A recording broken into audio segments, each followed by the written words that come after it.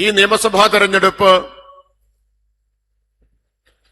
ഇന്ത്യയിൽ ഇടതുപക്ഷത്തെ സംബന്ധിച്ച് എത്ര പ്രധാനപ്പെട്ടതാണ് എന്നിവിടെ പറഞ്ഞു കഴിഞ്ഞു.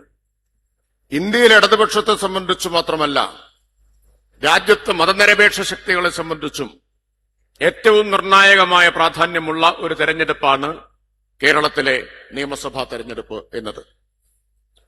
ഏതാനും ദിവസം മുമ്പാണ് ഇന്ത്യയിൽ ആഭ്യന്തരമന്ത്രി അമിത്ഷാ പ്രഖ്യാപിച്ചത് ഇന്ത്യയിലെ അവശേഷിക്കുന്ന ഏക ഇടതുപക്ഷ ഗവൺമെന്റിനെ ഇല്ലാതാക്കും എന്ന്.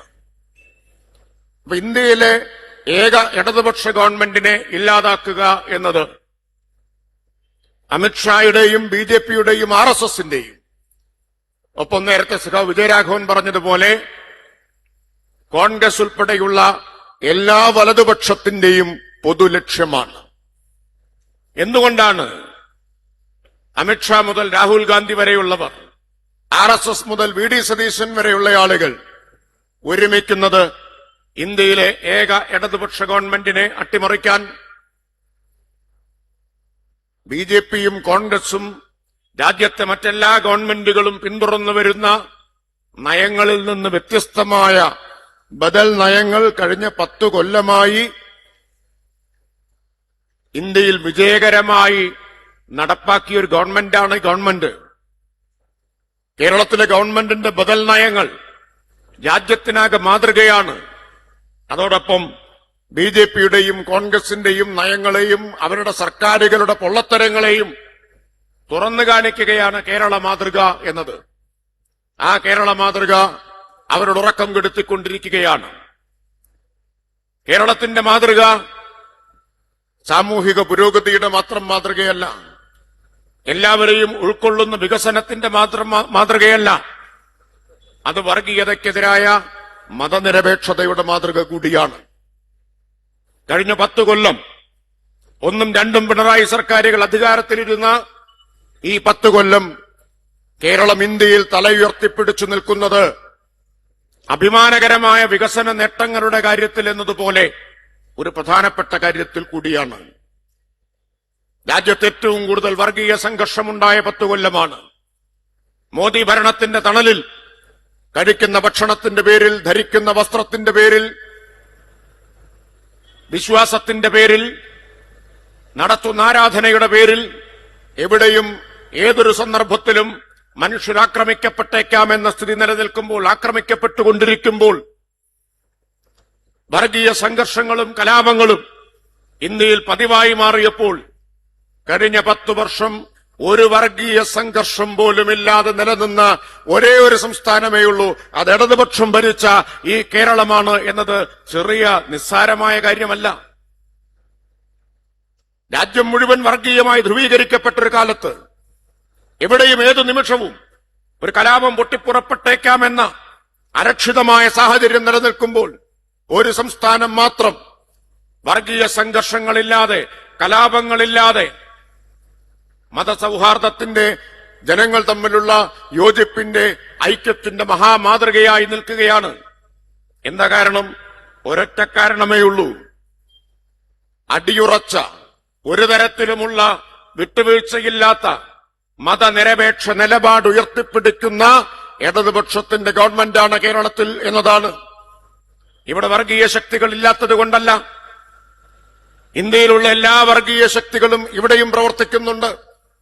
ആർഎസ്എസ് അവകാശപ്പെടുന്നത് ഇന്ത്യയിൽ അവർക്ക് ഏറ്റവും കൂടുതൽ ശാഖകളുള്ള സംസ്ഥാനം കേരളമാണ് എന്നാണ്. ആർഎസ്എസ് ഉണ്ട്, എസ്ഡിപിഐ ഉണ്ട്, ജമാഅത്തെ ഇസ്ലാമി ഉണ്ട്.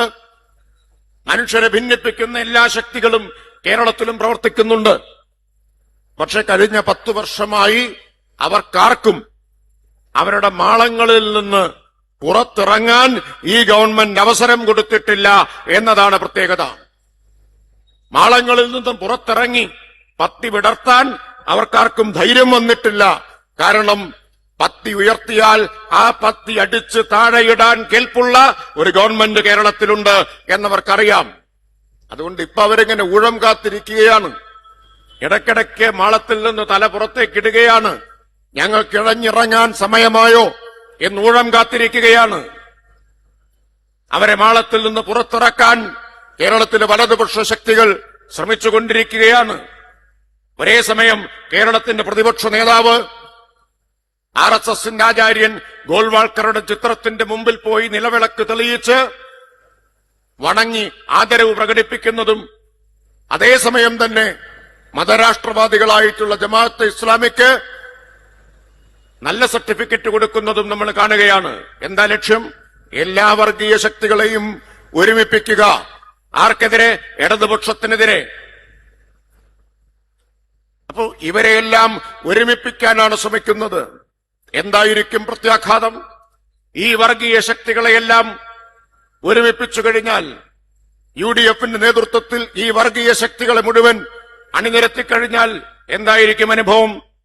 കേരളത്തിന്റെ അനുഭവമുണ്ട്. ഈ 10 വർഷത്തിനു മുമ്പ് UDF അധികാരത്തിലിരുന്ന കാലങ്ങളിലെല്ലാം എന്താണ് കേരളത്തിലുണ്ടായിട്ടുള്ളത്? ഈ പാലക്കാട്ട് വർഗീയ കലാപം നടക്കുന്നത്, വെടിവെപ്പും സിറാജുന്നീസയുടെ കൊലപാതകവും നടക്കുന്നത് കേരളത്തിൽ UDF അധികാരത്തിലിരുന്നപ്പോഴാണ്. ആലപ്പുഴയിലെ നബിദിന ഘോഷയാത്രയ്ക്ക് നേരെയുള്ള വെടിവെപ്പ് നടന്നത് UDFന്റെ ഗവൺമെന്റ് അധികാരത്തിലിരുന്നപ്പോഴാണ്. മട്ടാഞ്ചേരി കലാപവും പൂന്തറ കലാപവും നടന്നത് UDF ഗവൺമെന്റ് അധികാരത്തിലിരുന്നപ്പോഴാണ്. 1970കളുടെ തുടക്കത്തിൽ തലശ്ശേരി കലാപം നടന്നത് കോൺഗ്രസ് നേതൃത്വത്തിലുള്ള ഗവൺമെന്റ് അധികാരത്തിലിരുന്നപ്പോഴാണ്. മാറാട് 1ഉം മാറാട് 2ഉം കലാപം നടന്നത് കോൺഗ്രസിന്റെ ഗവൺമെന്റ് ആന്റണി മുഖ്യമന്ത്രിയായിരുന്ന സമയത്താണ്. ഇന്ത്യയിൽ ഗുജറാത്തിലല്ലാതെ മറ്റൊരിടത്തും 14 മാസത്തിന്റെ ഇടവേളയിൽ 2 കലാപങ്ങൾ ഉണ്ടായിട്ടില്ല. 14 മാസത്തിന്റെ ഇടവേളയിൽ 2 കലാപം ഉണ്ടായിട്ടുള്ളത് ഗുജറാത്തിലും പിന്നെ ആന്റണി മുഖ്യമന്ത്രിയായപ്പോ കേരളത്തിലുമാണ്. അതാണ് കേരളത്തിന്റെ അനുഭവം. UDFന്റെ ഭരണകാലത്ത് പവർ കട്ട് ഉണ്ടായിരുന്നു എന്നത് മാത്രമല്ല പ്രശ്നം. UDFന്റെ ഭരണകാലത്ത് പാഠപുസ്തകം ഓണപരീക്ഷയ്ക്ക് പോലും കിട്ടിയിരുന്നില്ല എന്നത് മാത്രമല്ല പ്രശ്നം. UDFന്റെ ഭരണകാലത്ത് 18 മാസത്തെ പെൻഷൻ കുടിശ്ശികയായിരുന്നു എന്നത് മാത്രമല്ല പ്രശ്നം. UDFന്റെ ഭരണകാലത്ത് വർഗീയ ശക്തികൾ പത്തിവിടർത്തിയാടിയിരുന്ന കാലമാണ്. വർഗീയ ശക്തികൾ നാടിനെ ഭിന്നിപ്പിച്ച കാലമാണ്. വർഗീയ സംഘർഷങ്ങളും കലാപങ്ങളും ഉണ്ടായ കാലമാണ്. LDFന്റെ ഭരണം വന്നപ്പോൾ പവർ കട്ടിന്റെ ഇരുട്ടകന്നു, വെളിച്ചം വന്നു എന്നതുപോലെ തന്നെ വർഗീയതയുടെ ഇരുട്ടും അകറ്റിയ ഗവൺമെന്റാണ് കേരളത്തിലെ LDF ഗവൺമെന്റ്. ഇന്ത്യയിലെ അതിദരിദ്രരില്ലാത്ത ആദ്യത്തെ സംസ്ഥാനമാക്കി കേരളത്തെ മാറ്റിയത് LDFന്റെ സർക്കാരാണ്. ലോകത്തെ വിഖ്യാതമായ പ്രസിദ്ധീകരണങ്ങളിലൊന്നാണ് ദ എക്കോണമിസ്റ്റ്, ലണ്ടനിൽ നിന്നിറങ്ങുന്നത്. അവരുടെ കവർ സ്റ്റോറി പറഞ്ഞു, കേരളത്തെ അവർ വിശേഷിപ്പിച്ചു ഇന്ത്യാസ് ഡെവലപ്മെന്റ് ചാമ്പ്യൻ, ഇന്ത്യയുടെ വികസന ചാമ്പ്യനാണ് കേരളം എന്നാണ്.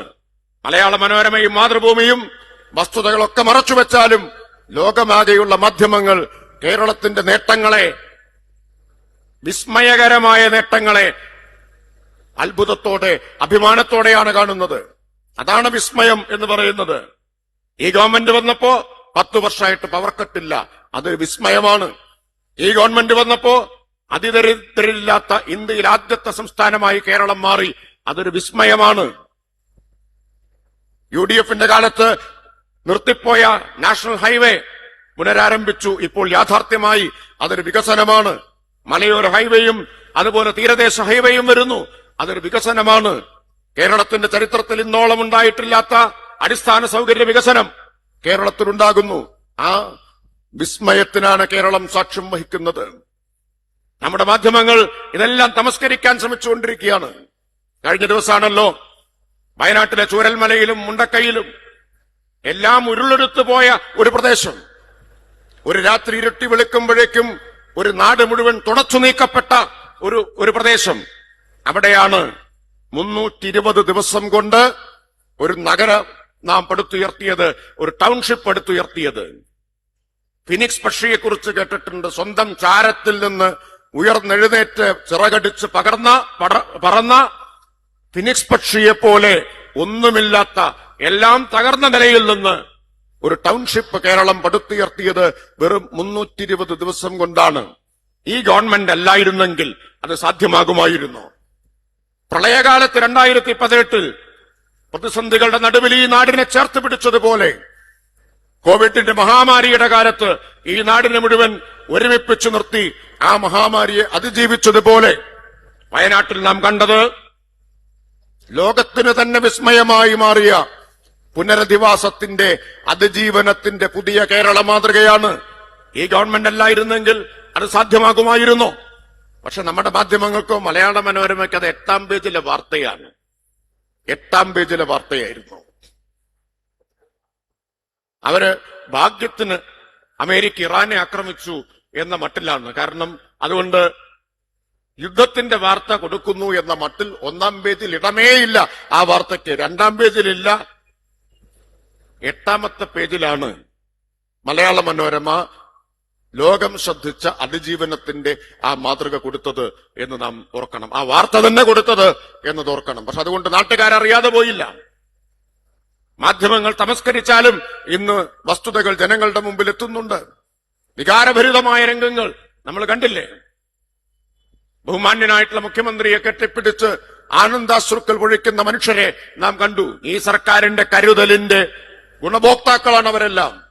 മോദി വന്നു, നൈസാമോൾ എന്ന് പറയുന്ന ഒരു 3 വയസ്സുള്ള പെൺകുട്ടിയെ എടുത്ത് ഫോട്ടോ ഒപ്പിന് വേണ്ടി, ഫോട്ടോ എടുക്കുന്നതിന് വേണ്ടി മോഡി അഭിനയിച്ചു. ഫോട്ടോ വേണ്ടത്ര എടുത്തു കഴിഞ്ഞു എന്നുറപ്പായപ്പോ തിരിച്ചുപോയി. പക്ഷേ ആ കുഞ്ഞിനും അമ്മയ്ക്കും വീട് കൊടുത്തത് കേരളത്തിന്റെ മുഖ്യമന്ത്രി പിണറായി വിജയൻ പോയിട്ടാണ് എന്നത് ഇന്ന് ആർക്കാണ് അറിയാത്തത്? അതാണ് വ്യത്യാസം. UDF എന്താ പ്രഖ്യാപിച്ചത്? UDF എത്ര വീട് കൊടുക്കുന്ന? 100 വീട് കൊടുക്കുന്നു പറഞ്ഞു. യൂത്ത് കോൺഗ്രസ് 30 വീട് കൊടുക്കുന്നു പറഞ്ഞു. ഇന്നേ വരെ പണം പിരിച്ചതിന്റെ കണക്ക് പോലുമില്ല. ഒറ്റ വീട് പോലും വെച്ചു കൊടുത്തിട്ടില്ല. വയനാടിനെ പ്രതിനിധീകരിച്ച MP ആണ് രാഹുൽ ഗാന്ധി. ഇപ്പൊ പ്രതിനിധീകരിക്കുന്ന പ്രിയങ്ക ഗാന്ധി. ചില്ലിക്കാശ് മുഖ്യമന്ത്രിയുടെ ദുരിതാശ്വാസ നിധിയിലേക്ക് അവർ കൊടുക്കാൻ കൂട്ടാക്കിയില്ല. ഇതാണ് UDFന്റെ സമീപനം എന്ന് നാം കാണണം. ആ UDFന് ഈ നാടിനെ നയിക്കാനാവുമോ? ജനങ്ങൾ ഇന്ന് തിരിച്ചറിയുകയാണ്.